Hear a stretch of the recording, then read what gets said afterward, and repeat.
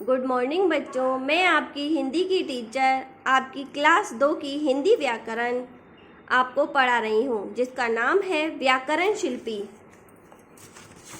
व्याकरण शिल्पी का प्रथम लेसन है भाषा तथा भाषा के रूप। बच्चों, हम जो भी बोलते हैं वह सब किसी न किसी भाषा के माध्यम से ही बोला जाता है। यदि भाषा नहीं होती तो हम एक दूसरे की बातों को नहीं समझ पाते। भाषा शब्द संस्कृत की भाष्य धातु से बना है, जिसका अर्थ है बोलना। बोलना हमारे जीवन में बहुत आवश्यक है। जब तक हम बोलेंगे नहीं, तब तक हम अपने मन की बात किसी से भी नहीं कह सकेंगे और दूसरों की बातें समझ नहीं सकेंगे। नीचे दिए हुए चित्र में जिस प्रकार की आप देख सकते हैं कि एक गुब्बारे वाला है और ये कुछ बच्चे हैं। गुब्बारे वाला कह रहा है, गुब्बारे ले लो गुब्बारे, नीले पीले लाल बैंगनी गुब्बारे ले लो। एक बच्चा कहता है, अंकल लाल वाला कितने का है? दूसरा बच्चा कहता है, अंकल पीले वाला कितने का है? बच्चों, आपने देखा गुब्बारे वाला आवाज लगाकर गुब्बारे बेच रहा है।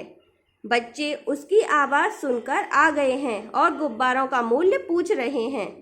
इस प्रकार हम कह सकते हैं कि भाषा वह साधन है जिसके द्वारा हम अपने मन की बात दूसरों तक पहुंचाते हैं और दूसरों की बात समझते हैं।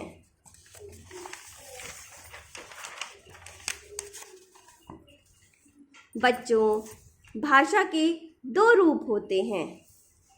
पहला मौखिक भाषा, दूसरा लिखित भाषा। मौखिक भाषा सामने दिए हुए चित्र में जैसा कि आप देख सकते हैं कि एक बुजुर्ग महिला बैठी हुई है और उनके आसपास कुछ बच्चे बैठे हैं। बच्चे अपनी नानी से कहानी सुनाने के लिए कह रहे हैं। अब नानी बच्चों को राजा रानी की कहानी सुना रही है। बच्चे उनकी कहानी को सुनकर समझ रहे हैं। इस प्रकार कह सकते हैं कि बोलकर कहना तथा सुनकर समझना ही मौखिक भाषा है। दूसरी है लिखित भाषा। जैसा कि आप दिए हुए चित्र में देख रहे हैं, अमन अपने मन की बात को पत्र में लिखकर अपने पिताजी से कह रहा है। उसके पिता पत्र पढ़कर उसके मन की बात समझ रहे हैं। इस प्रकार हम कह सकते हैं कि लिखकर मन की बात कहना और पढ़कर दूसरों की बात समझना ही लिखित भाषा है। बच्चों, हमारी तरह पशु पक्षी भी आपस में बात करते हैं, लेकिन हम उनकी बोली को समझ नहीं सकते। वे स्वयं ही अपनी बोली बोलते हैं और समझते हैं। जैसे नीचे दिए हुए चित्र में आप देख सकते हैं। आइए देखते हैं किसकी कौन सी बोली है। कुत्ता भौं भौं, ये है पक्षी तोता टें टें, बकरी मैं मैं, मुर्गा कुकड़ू कू, ये है कोआ काव काव, ये है मेंढक टर टर, ये कबूतर गोटरगू, ये है बिल्ली म्याऊ म्याऊ, ये है चिड़िया ची ची।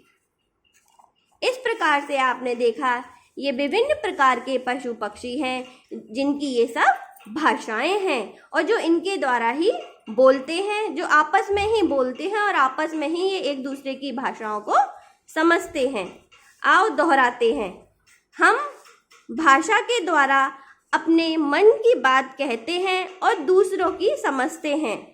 भाषा के दो रूप होते हैं, मौखिक भाषा और लिखित। जीव जंतुओं की भी बोलियां होती हैं।